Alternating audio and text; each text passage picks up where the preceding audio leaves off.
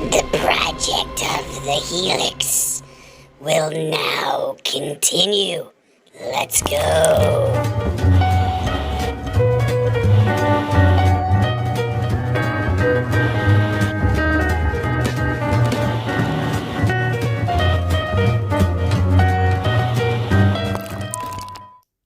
Well, hello again and welcome back to Ruby the Elite. And today we continue on with the project of the Helix, book number 3. So far, the Helix has had some surprises, hasn't she? We are going to take a look at the rear of the bike today, but we're going to finish up a few things that we started in the gas tank area, that we had the leakage. The coolant leak, which wasn't very cool. We did replace that line with a new one. We did do a flush. We took the tank out and we did start to beautify it since it was in kind of rough shape. We're going to continue on at the beginning of this video with the gas tank along with that coolant line. Let's get started. I had some of this heat-shielded, silicone-coated fiberglass, and I figured I'd put it around my brand new coolant line. I noticed that the old line had a type of heat shield put around it as well, just to make sure that it doesn't get damaged from any heat. I took a measurement of this and mimicked it for here, and it's a little overkill, but it's going to protect my brand new line. We're going to go ahead and remove the coolant reserve tank besides the obvious bolts on the top. You can see there's one underneath here next to that little bit of sludge. When we do remove it, we just have to take off this one line at the top. And we're going to take this inside and clean it all out. I'm not sure what that liquid is in there, but it's definitely not coolant any longer. Let's clean this up. I wanted to show you, I put just some white paper towel down. I'm going to dump out what we have in here, just in case you're wondering what it looks like after 25 years. That's the coolant, like a brown color, and that's also what I was flushing out of the system. No way is that doing any good for the bike. We'll go ahead and clean the whole inside of this, let it dry, and then we'll reinstall it on the bike. After a thorough cleaning, it looks like brand spanking new. Now I'll go ahead and clean up all behind it and reinstall it. And after wiping everything down and beautifying, it's going to be filled with some bright blue Honda coolant. What it hasn't seen in so long. Definitely deserves it. I wonder what the coolant color was that came originally on the bike. It wasn't brown. We're back on the gas tank, and you can see what I've done to it so far. I've prepped it for paint. You can see that all of the rust has been sanded down on the sides and on the bottom and everywhere else that I could get it off. It only can come so far when it comes to sanding. Hopefully by applying this new finish, I won't have to worry about rust anymore. It's made by Rust-Oleum. Rust Reformer instantly converts rust to a protected, paintable surface. So we're going to apply the first, second, and third coats of this right now. This rust reformer put such a nice coat on the gas tank. It covered up all the rusty surface. It looks really nice in the satin color. I almost want to put it on like this. But we're going to put the enamel on next to make sure it's protected. We're now going to go ahead and put 3 coats of this engine enamel on the tank. It protects it up to 500 degrees and it's gas and oil resistant. The tank should definitely be well protected after this. And wow, what a difference it made with putting that enamel on. It looks like a brand spanking new tank. Take a look inside, folks. It's still silver. No flash rust. The WD-40 did a great job. There's your before and after. Let's put the cap on just to take a look at the full thing all put together. Well, not all put together yet. This is the insulator. That's what they call this. Insulator fuel tank cover. And look at the before and after. I used a new product, at least new to me. I used this crud cutter, the must for rust, all over the top and got rid of all the poop and everything else that was on it. It almost looks like brand new again. What a difference that stuff made. We'll put our locking ring on. Make sure you line the arrow up. So you want to start it a little bit before. And there you go. The two arrows are lined up. And also underneath there's like a little lip that's on that. Make sure that it is in the right place when you put that locker on. And I wasn't going to bore you with the installment. It's just the 4 bolts. You saw me pull it out. And take a look. What a difference. Compared to buying a new one at $300 plus, this was definitely a better alternative. It came out beautiful. You know, sometimes it's easier just to buy something new and put it in. But in this case, it's not that hard to do this. And the end result was well worth it. I was going to replace the lines, but they are fine. Look at the new fuel filter on there with the nice new clamps as well. We're going to go in the dirty rear of the bike now and remove the carburetor step by step. Removing the air cleaner chamber is the first thing. That's the proper name of that big white thing in the front. But why do we need a new carb? Because we want a Kian carb from Japan put back in the bike. If you watched book number 2, you learned the previous owner took out the Kian carb and put in a Chinese knockoff. He couldn't get the bike started and it was the easiest path for him. Then he threw out the Kian carb. I couldn't believe it. Anyways, we're going to put a Kian new old stock carb back in the bike. The bike deserves this beautiful carb. And it's going to run so much better with it. We're also going to replace the carburetor insulator. This over time can cause the bike to backfire. We're going to put this brand new one in from Honda. You know, I learned the hard way when I bought this carburetor insulator for my Elite 250. This is the $15 one that's all over eBay compared to the one on the right, which is the Honda. You can see that inlet. That inlet ran right into my airbox on the Elite 250. It didn't fit. The mounting was no good. It just didn't even seat right.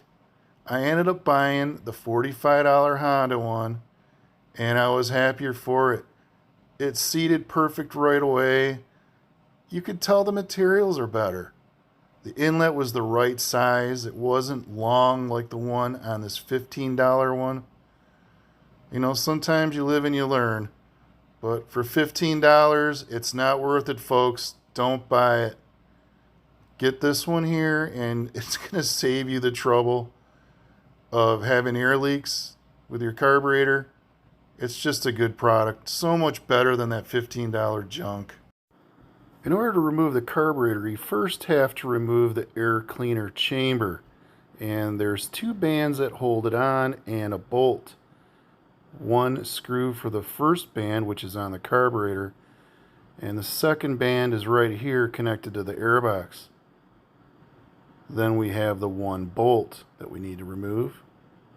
And that is it. Very simple to remove the chamber on this bike. Much easier than the Elite 250, that's for sure. There's plenty of room in order to get around in here where you don't have all that much space in the Elite 250. I'm glad they upgraded that for this bike since it is the same engine. Next on the list is the throttle cables. We have a lock nut in the back and an adjustment nut on the front. Don't mess with the lock nut on the back. just these adjustment nuts. There's one on each of the cables. It makes for a much easier installation when you're ready to install the new one. They shouldn't be over tightened either. These, let's see. They shouldn't be too tight, which they're not. Just so that they keep these clamped on is really all you're looking for. Once you loosen them enough, you should be able to go the rest of the way just by using your hand. And then that way these will unclip right from the carburetor, and then you'll have to go to the back to unhook the cables. But first I put a piece of blue tape or a piece of tape on one of them just so I know which one goes where. And these should pull right off, which they are. And they connect kind of like the way a handbrake would. There's a slit right there in the carb which will allow you to pull the little cable out. Just remember how it came off so you know how to put it back on again. And there you go, unweaving those two. And we'll just put them off to the side. Now we're going to take the auto buy starter off that clamp, and we're going to disconnect right here the yellow cable along with this red plug. There we go. Then we'll just pull it through underneath the frame and have that off to the side. The carburetor heater tube, which we replaced earlier, that was leaking, this line right here, goes into that gold inlet you see with nothing attached. The one on the left is the other coolant line that goes right to your thermostat. Goes in one, comes out the other. The fuel line is right here, right next to it. They all look similar, but purchase the correct lines if you must replace. Now we're going to go ahead and, oh, that wasn't even plugged in. That is part of our air circuit, and it's hardly even in the carburetor. We're going to have to do something about that. Alright, we're going to loosen this clamp, that way we can remove our auto buy starter cable. At least that's what it was called in the 80s, the auto buy starter. They changed it to a fuel enrichment circuit. Why they did that, I don't know. Or they just call it one thing in one service manual and something else in another. But we're going to remove this screw. This holds this air line on for us, which vents out from the carburetor out of the bike. And by removing that will allow us to pull this through. It was awful tight behind there. And there we go. Look at this nice tape hanging from here. Let's go ahead though and remove the fuel line very gently off. Move that out of the way. Remove our cable that's not even on there. That's part of that air circuit. And now we will remove the other coolant line that's right here. These lines all seem to be in very good condition, which I'm happy about. Shouldn't have to replace any of them except for that one. That airline is really loose. We'll have to do something about that. Now we're going to move on to loosening our insulator band. And just by sticking your finger underneath here, you're going to want to loosen this as much as you can. One of the problems that a lot of people have when they remove the carburetor is they start really manhandling it and yanking on it. You don't want to do that. This is something that if you pull on it too much, that carburetor insulator, it's going to have leaks. Air leaks are terrible. They're going to cause all kinds of issues, especially those backfiring issues. Don't yank on the carburetor, just slowly remove it, make sure it is loose. We've got this air cutoff line that we need to remove. That's That air cutoff is one of the biggest issues with those cheap $30 carbs. They fail right away. With my experience in those $30 eBay carbs, it's always this air cutoff that failed for me. I want to say it was 2 or 3 of them all had the same failure, and it was that. Well, that's one of the real reasons I want that Japanese carb from Kian put in. The quicker I get this out, the happier I will be. I'm not sure why this is wrapped with tape. There isn't even anything under here that would require tape. I'm not sure, but once I disconnect the last little cable, which is on the other side, we'll finally have this thing out of the bike. I'm just looking around in here at, everything else, but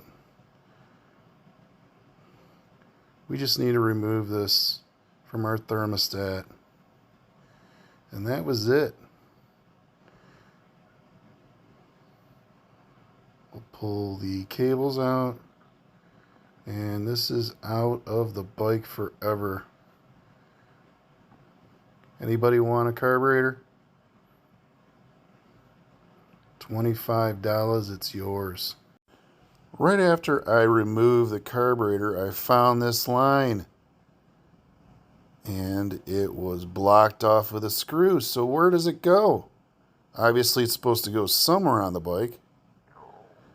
I fouled it up, and it goes right into my evap purge control valve.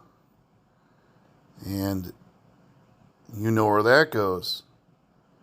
The line goes there all the way up to the valve, and then down right to the evap canister right there. Now, if it's not connected, is it because he just didn't want to use it? Well, let's take a look in our service manual. The bottom of the carburetor in the service manual does not show any inlet for you to plug that into. This is a carburetor that was just now removed from the bike. And if you look at the bottom of the carb, he didn't plug it in because there was nowhere to plug it in. It's been closed off. Now the carburetor I just purchased, this Kian carb, if you look at the bottom, it's also been closed off. Now I do have a carburetor from a friend's Helix. He's also going through and renovating it. And his bike was purchased in Minnesota. Mine was purchased in Texas. But as you can see, he has that inlet just like I would have had on the carburetor that was originally in the bike. Now, according to the service manual, this is something that's only supposed to go on bikes that are from California. I'm not sure if because these were imported that they had to all have emissions because they were going to California first. I'm not exactly sure. But this is the diagram that's in the service manual. And the diagram does say California type only. The whole purpose of this evap is fuel vapor from the fuel tank is routed into the evaporator emission canister or evap where it is absorbed and stored while the engine is stopped. When the engine is running and the evaporator emissions purge control valve is open, fuel vapor in the evap canister is drawn into the engine through the air cleaner. And there you go. So it's still working to some extent. It's just not pulling anything out of that carburetor, I guess. It's funny though, you don't know what kind of carb you're buying until you get it, and then you notice that it doesn't have that inlet. I don't think at the end of the day it really matters much whether I plug that in or I don't. The bike will run fine. It has nothing to do with how the bike runs. It just has everything to do with how that vapor in the gas tank is distinguished. So if you care, then try to find a carburetor, I guess, with an inlet. I just wanted to track down and see what that was and why it wasn't plugged in. And it just led into this whole diagram and everything else. But let's get back to the carburetor. I want to show you real quick with it off where each thing plugs in. And first, this is our plug that goes into our thermostat. Right there is our fuel line. This one right here, that's the cable that I had just had leaking that I replaced. Right here is our other coolant cable, which is right here, going into the top of where our thermostat is. This line going into our carburetor insulator goes to our air cutoff right here. And next is the air line that I was showing you earlier that wasn't seated well. Right here, that falls right out. That goes right into here. Again, I'm showing you the key in carb. You'd have to remove that tube first. Now, if we look at the last few things, we just have our plug along with our yellow plug and our 2 throttle cables, and then you're all set. And that's going to do it for book number 3 of the Honda Helix, the project of the Helix. That's what we're calling it. Well, what's going to happen in book 4? We're going to continue on with the rear of the bike. We got to put the new carburetor in, clean that all up. We also need to take off the exhaust. That needs to come off so that we can put the new exhaust gasket on. Ultimately, we need to get this all off so we can get the rims off the bike because we're going to need new tires. So we'll inspect the shocks, everything back here with everything off. We'll clean up the engine while we can as well. I hope my video today helped you. If you have a Helix and you need to know how to take off that carburetor step by step, I hope it helped. We still got more work to do in the front. We've got to take that rim off the front as well. We have to take care of the brakes, make sure they're okay. Lots of stuff to do. Final drive, oil change. The list goes on and on. By the time we're done, we'll go through that whole entire service list. But if you like my channel, please subscribe. If you don't, then don't. If you like my videos, watch them. If you don't, then don't.